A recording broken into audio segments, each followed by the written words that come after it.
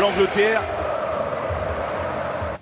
Encore une victoire anglaise contre un club français. Après Lens hier, Newcastle ce soir a battu donc un club anglais.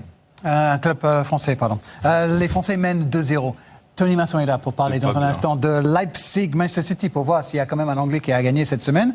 On verra ça dans un instant avec vous. D'abord, c'est la pire défaite de Paris Saint-Germain depuis quand, François ? Depuis la remontada face au Barça en mars 2017. Et puis toute compétition confondue, c'est la première fois depuis 3 ans et demi que le PSG encaisse 4 buts. À l'époque, c'était un match de championnat sur la pelouse d'Amiens, au stade de la Licorne.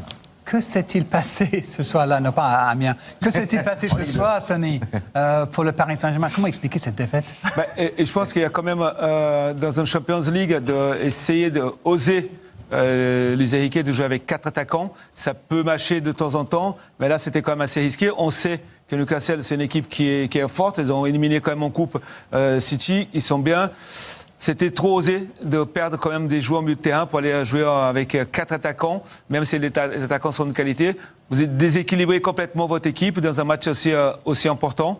Mais ça ne veut pas dire qu'ils ne vont pas se qualifier, mais c'est juste que c'est une belle alerte pour dire attention, Champions League, ce n'est pas la même chose que le championnat. Trop d'erreurs pour le Paris Saint-Germain à l'image de ce premier but terrible pour la relance de Marquinhos. Dans l'axe, il va essayer de jouer. Et derrière, il y a l'arbitre avant d'arriver. Il y a le joueur, il y a l'arbitre avant d'arriver à Colimani. Et là, vous perdez. Delorme fait un super arrêt. Et derrière, ça ne pardonne pas. En fait, c'est des erreurs qui ne doivent pas se produire. Ça continue à chaque année, à chaque match Champions League, des erreurs comme ça, que ça coûte quand même assez cher au Paris Saint-Germain. Almiron avec le joli but quand même pour les Magpies. On a vu que Marquinhos cherchait Kolo Muani qui, lui, va perdre le ballon pour ce troisième but. On va dire que c'est 3 buts, 3 pertes de balles et 3 buts. Des choix offensifs de Luis Enrique, ça n'a pas payé ce soir. Et pourtant, il y a eu des occasions et Dembélé aurait pu même marquer à 0-0 pour le Paris Saint-Germain ce soir. Ouais, le PSG qui a manqué de tranchant, d'efficacité offensive ce soir avec Ousmane Dembélé.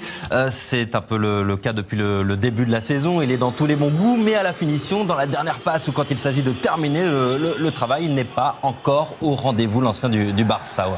Ouais, là, celle-ci, je veux que le choix, il est bon. Et ce qu'il fait, il prend bien, il la prend bien. Mais si elle rentre, voilà, il n'y a pas de, rien à dire parce qu'il fait le bon geste. Il n'a pas mis trop haute. Il fait le geste qu'il faut, enrouler de l'autre côté.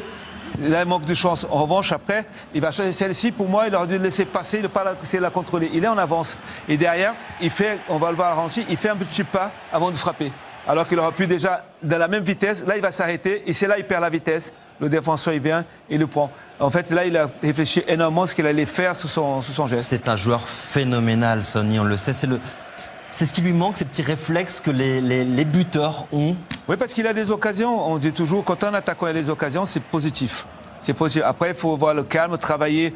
Même si il est là, dans ce niveau-là de sa carrière, il doit travailler ça pour pouvoir trouver la solution pour marquer. C'est ce qui manque dans son jeu. Il a souvent des occasions, mais c'est pas toujours le bon choix. Et c'est encore perfectible à ce stade de sa carrière ? Bien évidemment, à tout âge. Je pense qu'après, c'est de savoir qu'est-ce qu'il doit faire devant le but. Et par exemple, de faire être moins, on va dire, d'utiliser moins la force, plutôt la technique, pour essayer de trouver une solution. Mais si, il peut progresser encore. Même vous, François, vous oui, pouvez on encore peut tous progresser. Mais moi, j'ai beaucoup de marge. Milan Skriniar, après le match, au micro de David Benarous. Milan Skriniar, un match compliqué pour les Parisiens ce soir. Oui, c'était difficile, on savait avant le match, on savait qu'ils allaient vraiment pousser, on était prêts, mais c'était très agressif, ils ont créé des problèmes pour nous. Comment vous expliquez ce dernier but ? Ça semblait que ce n'était pas une bonne nuit pour vous. Est-ce que c'était la foule ? Oui, peut-être que c'était technique. Ils étaient très agressifs, comme j'ai dit. Et il y a toujours des joueurs qui étaient très forts contre nous. C'était difficile de jouer, mais il nous faut être prêts pour ce match parce qu'il y aura beaucoup de matchs comme celui-ci. Est-ce que vous pensez qu'on c'était trop offensif, peut-être trop optimiste aujourd'hui ? Non, notre football est toujours offensif, on veut être très offensif, on a des joueurs offensifs très bons, donc on est toujours très offensif et on va continuer à le faire parce que l'entraîneur le veut. On aime ce type de foot. Aujourd'hui, ce n'a pas été notre journée et demain, ça sera différent, on continuera à travailler. Milan Skriniar qui dit qu'ils vont continuer à travailler. C'était l'accent anglais de David Benarous, formidable. Et on va voir le programme de ce groupe F et le classement après les résultats du jour. Elle n'est pas catastrophique du tout cette défaite du Paris Saint-Germain. Vous allez voir que le PSG reste aux 2 premières places. Le PSG deuxième derrière Newcastle qui compte respectivement 4 points et 3 points, 2 points et 1 point pour le Borussia lors de la prochaine journée au Parc.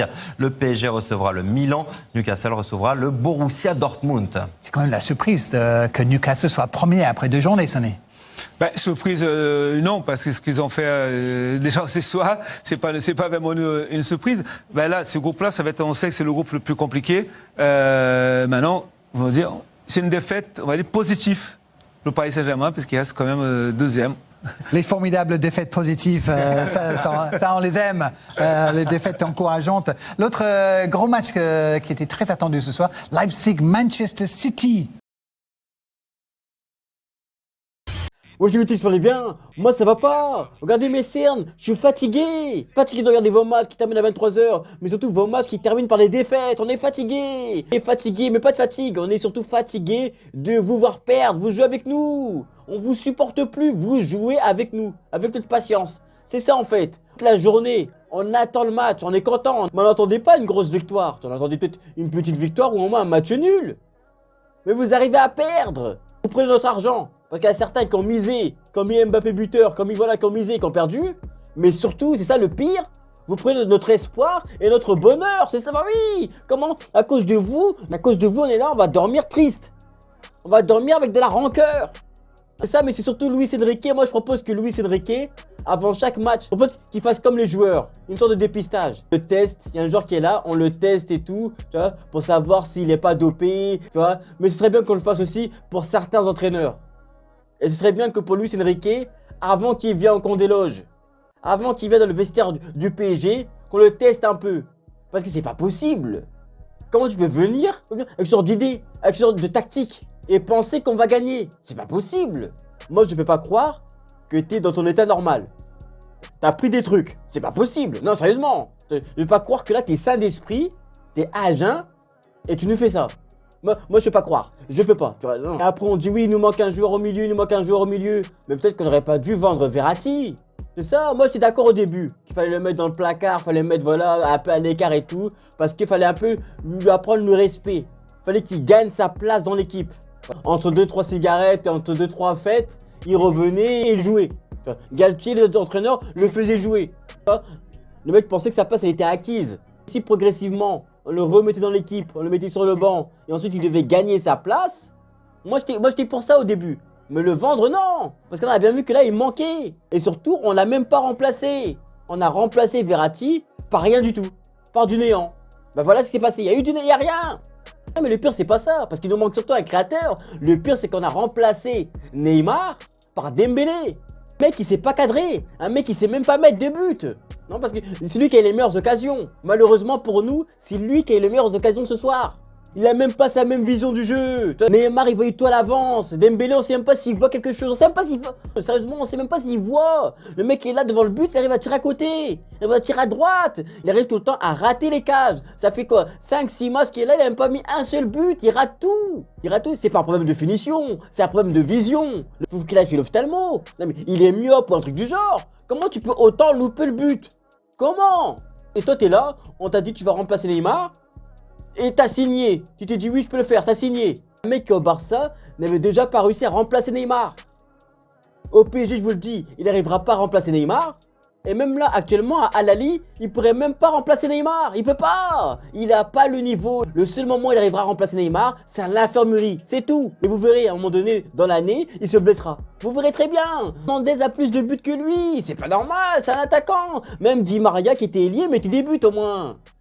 Si la première occasion qu'il avait eue, il l'avait mise, franchement, ce serait un match totalement différent. Le match aurait été totalement différent, mais non. 4 attaquants et il y en a un qui court pas.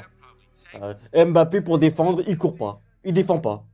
Mais quand il est pas content, surtout l'année dernière, quand il était pas content, il courait vite dans le bureau de Nasser pour avoir une prime et pour faire dégager Neymar et Messi.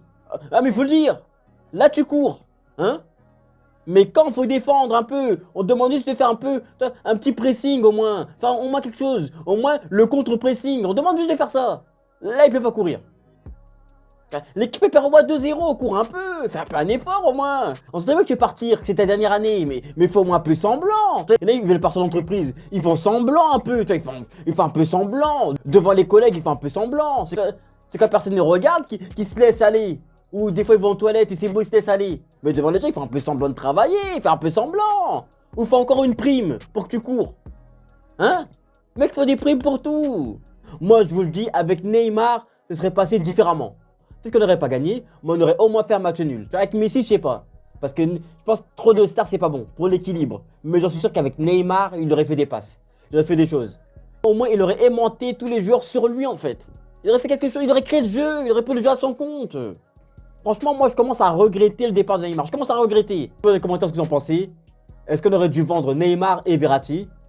Ou est-ce qu'on a bien fait que c'est juste une question de temps? Voilà, histoire de mettre le système en place et tout. Les gens du pays sont venus en interview. Oh non, c'est une question de temps d'adaptation. D'adaptation 4-1 quand même, hein. Vous dans les commentaires. Et on se capte plus tard.